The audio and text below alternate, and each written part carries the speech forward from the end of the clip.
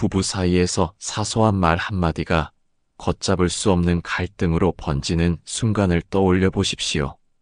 사소한 말이라도 말투에 담긴 차가운 톤은 상대의 가슴에 비수처럼 꽂힐 수 있습니다. 실제로 말은 맞는데 말투가 문제라는 지적은 많은 부부 싸움에서 반복됩니다.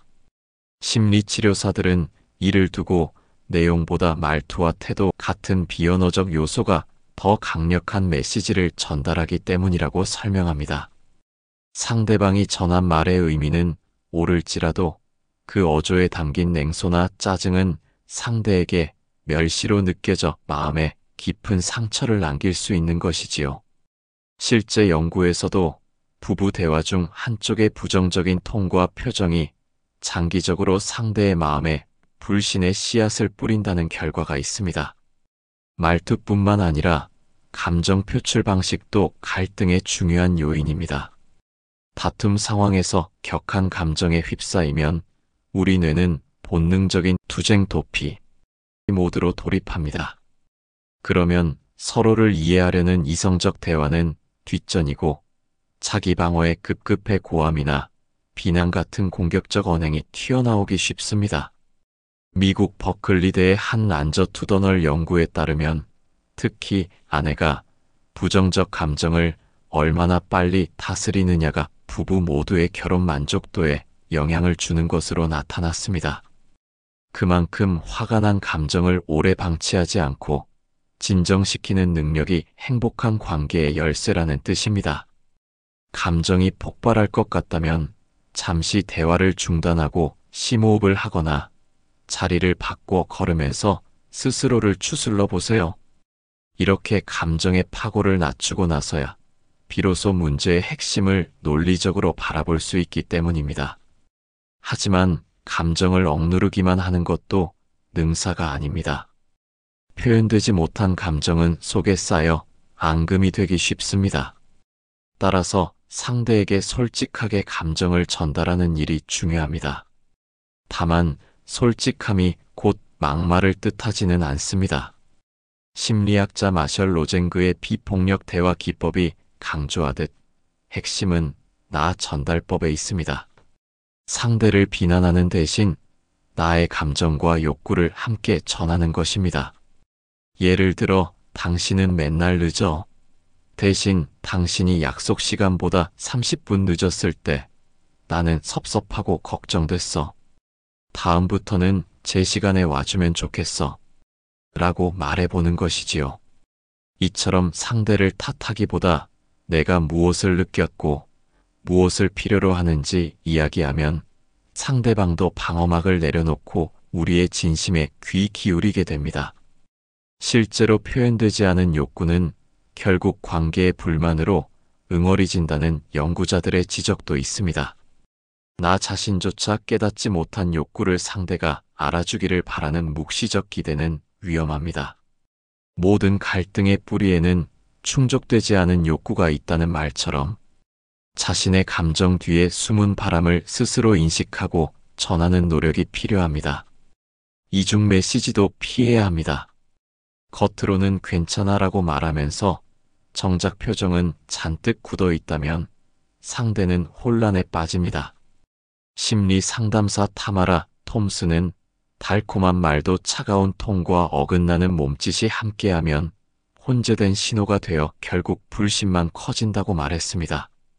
배우자가 이런 모순된 태도를 반복적으로 보이면 속마음은 대체 뭘까 하고 끊임없이 의심하게 되고 대화 내용보다 어조만 살피게 됩니다. 결국 두 사람 사이에 불신의 벽이 쌓일 수밖에 없지요. 그러므로 하고픈 말이 있을 때는 언행일치를 원칙으로 하세요. 마음이 복잡해서 바로 표현하기 어렵다면 지금 내 기분이 좀 혼란스러워서 어떻게 말해야 할지 모르겠어라고 솔직히 고백하는 편이 낫습니다. 어설프게 둘러대거나 가식적으로 행동하기보다 잠시 멈춰 진심을 드러내는 용기가 갈등을 줄이고 신뢰를 지키는 지름길입니다. 끝으로 상대방의 의도를 함부로 짐작하지 말아야 합니다. 배우자의 행동에 숨은 의미를 멋대로 추측하기 시작하면 사실이 아닌 것에 상처받고 화내는 마음 읽기 함정에 빠지기 쉽습니다. 예컨대 아내가 피곤해서 한숨을 쉬는 모습을 보고 남편이 나랑 얘기하기 싫어서 저러는 거야라고 속단합니다. 하지만 이런 추측은 대부분 빗나가기 마련입니다. 심리학에서도 상대의 속마음을 제멋대로 단정하는 것은 대표적인 인지 왜곡으로 꼽습니다. 특히 부정적인 방향으로 상대의 의도를 추정하면 그에 맞춰 불필요한 공격이나 방어를 하게 되고 애초에 문제도 아니었던 일을 문제로 만들어 갈등을 키울 수 있습니다. 배우자의 행동이 이해되지 않을 때는 조용히 물어보는 것이 최선입니다. 요즘 많이 힘들어 보여. 내가 모르는 무슨 일이 있는지 말해줄래? 처럼 차분히 물으면 괜한 오해를 피하고 진실에 다가갈 수 있습니다. 모르는 것을 아는 척 추측하지 않고 직접 확인하려는 태도가 건강한 소통의 출발점입니다. 부부 싸움을 줄이는 공감과 심리적 기술. 갈등을 줄이고 싶다면 공감의 기술을 익혀보십시오. 배우자가 힘들어할 때 해결책을 바로 제시하기보다 공감적 경청으로 마음을 어루만지는 것이 우선입니다. 상대방의 말을 끊지 않고 끝까지 들어주고 중간중간 고개를 끄덕이거나 정말 힘들었겠구나, 그랬구나 하고 반응하며 감정을 거울처럼 비춰주는 것이 공감적 대화의 첫걸음입니다. 이렇게 하면 말하는 이는 자신의 감정이 제대로 전해지고 있다고 느껴 안심하게 됩니다. 신경과학 연구에 따르면 사람이 공감을 받을 때 말하는 이와 듣는 이의 뇌에서 비슷한 신경회로가 활성화됩니다. 이러한 거울 뉴런의 작용으로 한쪽의 감정이 그대로 다른 쪽에게 전염되는 현상이 일어나지요. 한쪽이 격앙되어 있을 때 똑같이 맞서 언성을 높이면 두 사람 모두 감정의 불길에 휩싸입니다. 반대로 한쪽이 차분한 공감의 태도로 대응하면 상대의 뇌도 점차 안정 모드로 돌아와 폭풍 같던 감정이 서서히 누그러집니다. 결국 공감적 미러링은 흥분한 두 사람을 진정시키고 서로의 마음을 다시 연결해주는 강력한 도구가 되어줍니다. 이와 더불어 사용해서는 안 될 대화법을 알아두고 경계해야 합니다. 대표적인 것이 언어폭력과 정서적 학대입니다. 거친 욕설이나 모욕적인 말투는 물론이고 사소해 보이는 비꼬는 표현, 상대를 깎아내리는 농담, 무시로 일관하는 태도 등도 모두 상대에게는 폭력이 됩니다. 말 한마디라도 한 번 내뱉고 나면 주워 담을 수 없습니다. 그래서 부부 사이라도 말의 품위를 지키는 것이 중요합니다. 연구에 따르면 지속적인 언어 폭력은 심각한 우울증과 트라우마를 남길 수 있다고 합니다. 처음에는 장난 섞인 말이라도 반복되면 상대는 자신감을 잃고 자신을 비하하게 될지도 모릅니다. 무엇보다 언어 폭력 중에서도 앞서 언급한 멸시의 태도는 사랑을 가장 심각하게 훼손합니다. 눈을 흘기거나 비웃으며 참 한심하다는 식으로 상대를 대하면 배우자를 동등한 짝이 아닌 하찮은 존재로 취급하는 셈이고 애정의 기반인 존중이 무너져 버립니다. 상대를 몰아붙이고 싶어지는 순간이 오더라도 인격적 모독만큼은 절대 해서는 안 되는 이유입니다. 갈등을 현명하게 해결하는 데에는 몇 가지 기술이 있습니다. 행복한 부부란 싸우지 않는 부부가 아니라 잘 싸우고 잘 화해하는 부부라고 하지요. 먼저 타임아웃을 활용해 보세요. 말다툼 중 감정이 폭발할 지경이라면 잠시 대화를 중단하고 2030분 정도 따로 진정하는 시간을 갖습니다. 단, 갑자기 자리를 박차고 나가기보다는 우리 너무 흥분한 것 같으니 잠깐 식히고 다시 이야기하자라고 알리고 휴식을 취해야 합니다. 이렇게 각자 진정한 뒤에 다시 마주하면 아까는 보이지 않던 상대 입장이 조금씩 이해되고 대화가 훨씬 수월해집니다. 무엇보다도 서로의 말을 귀 기울여 듣는 태도가 갈등 해결의 출발점입니다. 감정이 격해지면 상대 말에 귀를 닫기 쉬운데 그럴수록 심호흡을 하고 잠시 침묵하며 주의 깊게 듣는 노력을 해보세요. 최근 한 연구에서도 장기간 행복한 결혼을 유지한 부부들의 비결로 가장 많이 꼽힌 것이 바로 경청이었다고 합니다. 내 말을 들어준다는 느낌만으로도 우리는 존중받는다고 느끼게 되고 싸움의 열기도 한층 낮아집니다. 또한 대화 도중 상대가 내미는 화해의 손길을 놓치지 마세요. 다투다가도 한쪽이 슬쩍 농담을 하거나 미안해하고 사과하려 할 때 그 순간을 받아주는 것입니다. 가트맨 박사는 이를 수리 시도라고 부르며 이러한 화해 시도를 깨닫고 받아들이는 능력이 부부 갈등 해결의 핵심 열쇠라고 강조했습니다. 갈등이 완전히 해결되지 않더라도 우리가 그래도 노력하고 있다는 신호가 오가면 부부는 안도감을 느끼고 관계의 긍정적 회복력을 얻기 때문입니다. 부부 관계에서의 역할 분담과 심리적 만족도. 부부 갈등의 불씨는 종종 일상의 불공평에서 시작되기도 합니다. 그 중에서도 집안일과 육아의 역할 분담 문제는 많은 부부에게 민감한 주제입니다. 예를 들어 아내 혼자만 집안일과 육아에 지쳐 있을 때 남편이 그 고충을 알아주지 않으면 아내는 점차 상대적 박탈감을 느끼게 됩니다. 실제 설문조사에서도 부부의 80%가 가사 문제로 다툰 적이 있다고 응답했을 정도로 누가 얼마나 집안일을 하는가는 부부 갈등의 단골 원인이 됩니다. 전통적으로 집안일은 여성의 몫이라는 인식이 강했지만 맞벌이가 보편화된 오늘날 이런 불공평은 큰 불만 요인이 됩니다. 한쪽이 직장일과 집안일을 모두 떠안고 지쳐가면 결국 마음의 분노와 서운함이 쌓여 관계 만족도도 떨어지기 마련입니다. 이 문제를 해결하기 위한 방법으로 최근 주목받는 개념이 바로 페어플레이 FAIR 플레이 시스템입니다.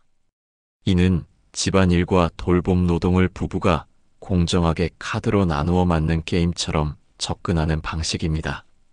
미국 작가 이브 로드스키 이브 RODSKY가 고안한 이 시스템에서 부부는 함께 100장의 집안일 카드 목록을 만들고 서로 합의하여 누가 어떤 일을 책임질지 결정합니다. 흥미로운 점은 이렇게 역할을 명확히 나누고 각자 자신이 맡은 일을 완수하면 잔소리가 줄고 일의 효율이 높아진다는 것입니다. 남편도 누가 시켜서 억지로 하는 게 아니라 자신의 역할로 인식하니 더 주도적으로 집안일을 수행하게 되지요.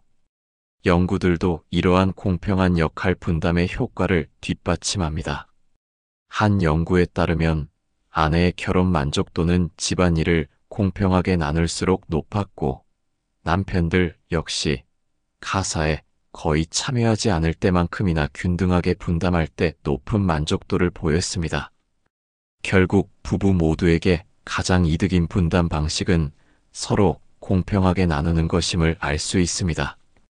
행복한 부부들이 실천하는 심리학적 원칙. 행복한 부부에게는 몇 가지 공통된 심리학적 원칙이 있습니다. 첫째, 존 가트맨 박사가 밝힌 5대1의 법칙입니다.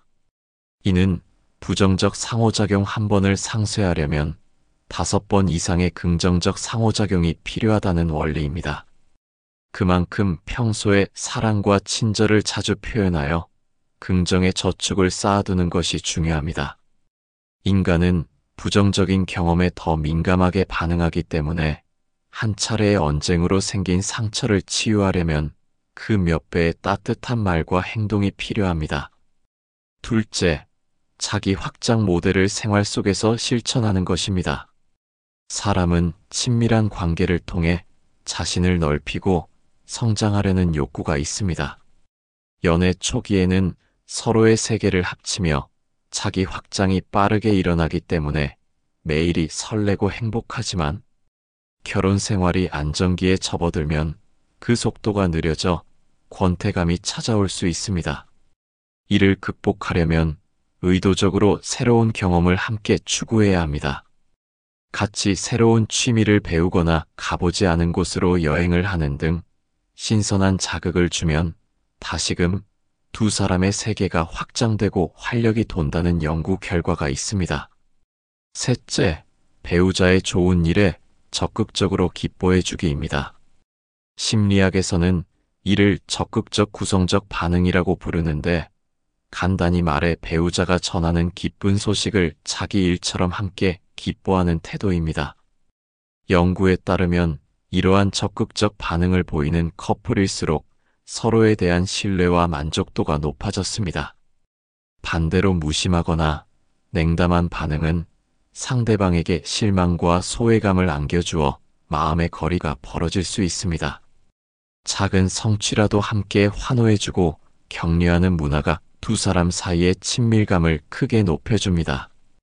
아내들이 이혼을 고민하는 심리적 이유와 극복. 많은 아내들이 결혼 생활 중 이혼을 고민하게 되는 심리적 이유로 감정적 소외감을 들곤 합니다. 실제 통계에서도 이혼 신청의 약 70%가 여성에 의해 이루어지는데, 그 배경에는 남편과의 관계에서 정서적 친밀감 결핍과 소통 단절이 자리합니다. 아내들은 남편에게 충분히 이해받지 못하고 정서적으로 외롭다 느낄 때 결혼 생활에 큰 회의를 품게 됩니다. 여기에 집안일이나 육아 부담의 불평등이 더해지면 나는 이 관계에서 존중받지 못하고 있어라는 좌절감이 쌓여갑니다. 이러한 불만과 상처들이 해소되지 않고 누적될 때 결국 일부 아내들은 스스로를 지키기 위해 이혼까지 고민하게 되는 것입니다. 그러나 위기는 변화의 기회가 될 수 있습니다. 이혼을 고민하는 단계에서 부부가 서로를 위해 변화를 모색한다면 관계를 회복할 여지는 충분합니다. 먼저 감정적 친밀감을 되살리는 노력이 필요합니다. 그동안 쌓인 속마음을 용기 내 털어놓고 대화하는 것이지요. 처음에는 어색하더라도 이렇게 진솔한 소통의 장을 열면 닫혔던 마음의 문이 서서히 다시 열리기 시작합니다. 다음으로 각자 자신의 삶을 돌보기를 시작해야 합니다.